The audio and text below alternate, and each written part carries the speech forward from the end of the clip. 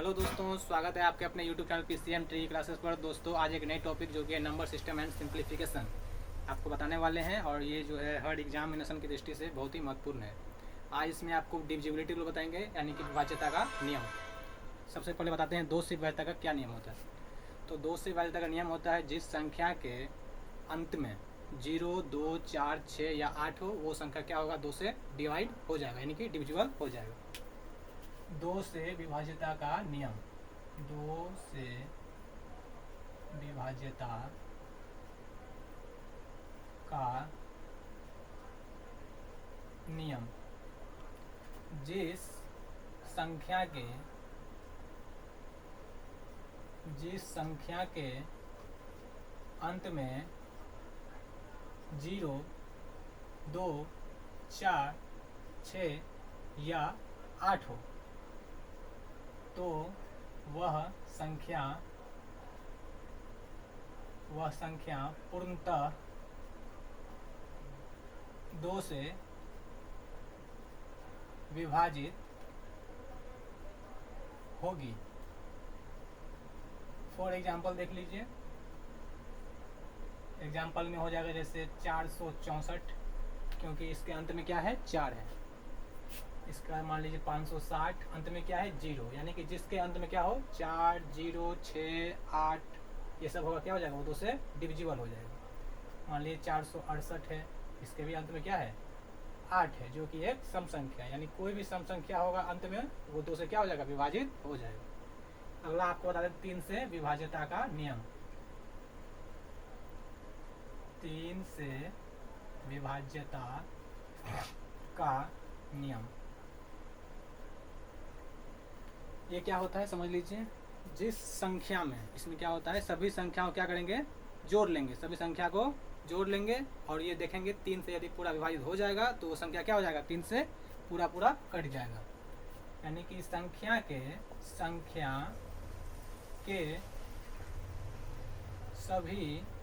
के सभी अंकों को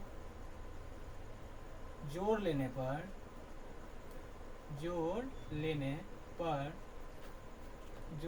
पर वह संख्या 3 से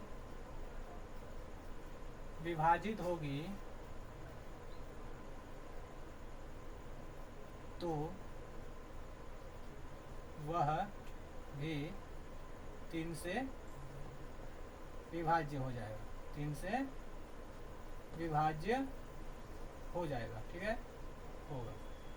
एग्जाम्पल देख लीजिए, जैसे मान लीजिए 462 लीजिए, कितना लीजिए, 462, इसको हम जोड़ लेंगे, 4 और 6 10, 10 2 कितना हो गया, 12, यानी 4 + 6 + 2 कितना हो गया, 12। 12 क्या है, 3 से डिविजिबल है, यानी कि 3 से विभाज्य है, तो ये संख्या भी क्या हो जाएगा, 3 से डिविजिबल हो जाएगा। जैसे मान लीजिए 569 है, तो इसको हम जोड़ के चेक कर लेंगे, 5 + 6 + 9, देखिए 5 6 11 11 9 20, 20 जो है 3 से डिविजिबल नहीं है, यानी ये संख्या क्या होगा, 3 से डिविजिबल नहीं होगा। एक और देख लेते हैं, जैसे मान लीजिए 6 8 4 है, तो यहाँ भी क्या कर लेंगे, सब अंकों का सम कर लेंगे, 6 + 8 + 4 कितना हो जाएगा, 6 8 14 4 18, 18 क्या होता है, 3 से डिविजिबल हो जाता है, यानी ये संख्या क्या हो जाएगा, 3 से विभाजित हो जाएगा। अब अगला देख लीजिए 4 से विभाज्यता का क्या नियम होता है। 4 से विभाज्यता का नियम, 4 से विभाज्यता का क्या नियम होता है। यदि मान लीजिए कोई भी संख्या है और इसके लास्ट का, यानी कि अंत का 2 अंक क्या होगा, 4 से विभाजित होगा, तो वो संख्या भी क्या होगा, पूर्णतः 4 से विभाजित हो जाएगा, या नहीं तो लास्ट के 2 अंक में क्या होना चाहिए, 0 0 होना चाहिए, तो वो भी संख्या क्या हो जाएगा, 4 से विभाजित। एग्जाम्पल समझ लीजिए, आप मान लीजिए जैसे कितना लिखा है, पहले आपको उसका डिफिनेशन बता देते हैं। देखो, वह संख्या जिसके अंतिम 2 अंक, 4 से पूर्णतः विभाजित हो तो वह संख्या भी 4 से पूर्णतः विभाजित होगी,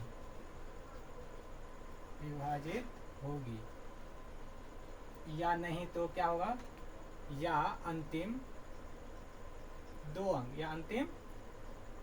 अंक पर डबल जीरो हो तो वह भी क्या होगा, तो वह भी 4 से पूर्णतः विभाजित हो जाएगा, विभाजित होगा। जैसे मान लीजिए एग्जांपल दिखाते हैं आपको, जैसे मान लीजिए 468 लिख दिए, कितना लिखिए 468। इसमें देखिए लास्ट के कितना अंक, 2 अंक, लास्ट के 2 अंक। देखते हैं 4 से कटता है कि नहीं कटता है, चेक कर लीजिए। तो 4 से इसको डिवाइड करेंगे कितना को, 68 को, तो 4 कम 4, 2 और 8, 28 हो गया, 4 सत्ते 28, 17 बार में कट गया, यानी ये संख्या क्या हो जाएगा, 4 से पूर्णतः डिविजिबल हो जाएगा, 4 से पूर्णतः क्या हो जाएगा, विभाजित हो जाएगा, 4 से पूर्णतः विभाजित हो जाएगा। एक और देख लीजिए, जैसे मान लीजिए हम 500 लिख दिए, क्या लिख दिए 500। इसमें हम क्या बताया आपको, लास्ट में यदि 2 जीरो हो तो वो भी संख्या क्या होगा, 4 से पूर्णतः विभाजित हो जाएगा। इसमें कुछ करना ही नहीं है, सीधा क्या हो जाएगा, 4 से डिविजिबल होगा, 4 से ये भी क्या हो जाएगा, डिविजिबल हो जाएगा। अब आगे देख लीजिए,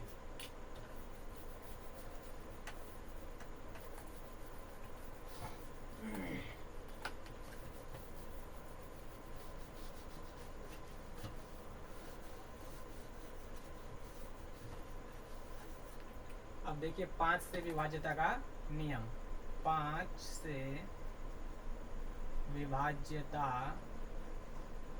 का नियम समझ लीजिए दोस्तों। जिस संख्या के अंत में 0 या 5 हो तो वो संख्या क्या हो जाएगा, 5 से पूर्णतः विभाजित हो जाएगा। जिस संख्या के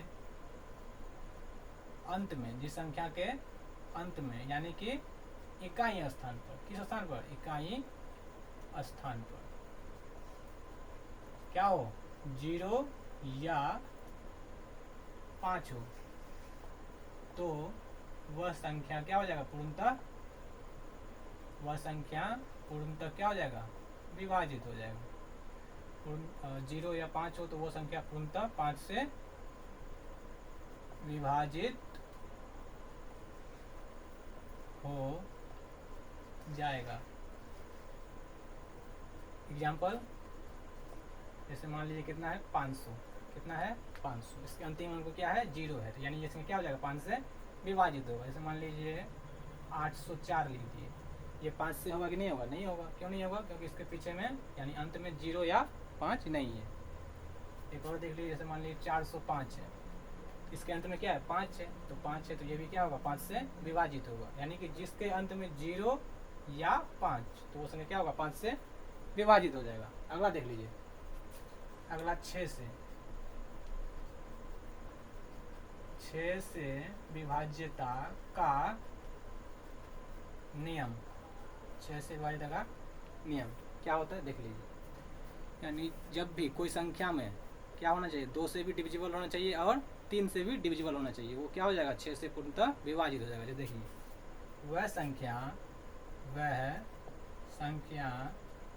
जो 2 से तथा 3 से दोनों से पूर्णतः विभाजित होना चाहिए, दोनों से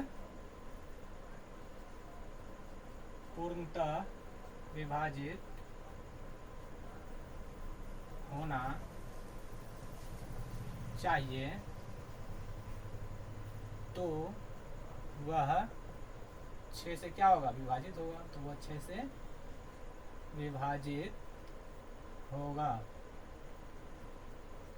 जैसे मान लीजिए कोई संख्या हम लिखते हैं एग्जाम्पल के तौर पर, देखिए जैसे मान लीजिए 846 लीजिए, कितना लीजिए 846।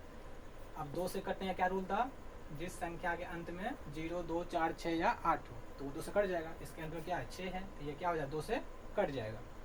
और ये 3 से भी कटना चाहिए, तो 3 से कटने का क्या नियम था, सभी संख्या को जोड़ लो और 3 से कट जाएगा तो संख्या कट जाएगा। तो इसको जोड़ के देख लेते हैं, 8 + 4 + 6 कितना हो जाएगा, 8 4 12 6 18। 18 क्या होता है 3 से पूर्णतः विभाजित हो जाता है, यानी कि 2 से भी कट रहा है ये और 3 से भी कट रहा है, यानी ये संख्या जो है पूर्णतः 6 से क्या हो जाएगा डिविजिबल हो जाएगा, यानी कि 2 से भी कट गया और 3 से भी कट गया। तो ये 6 से क्या होगा, 6 से पूर्णतः विभाजित होगा कौन, 846 पूर्णतः विभाजित होगा। चलिए दोस्तों, आज के लिए इतना ही।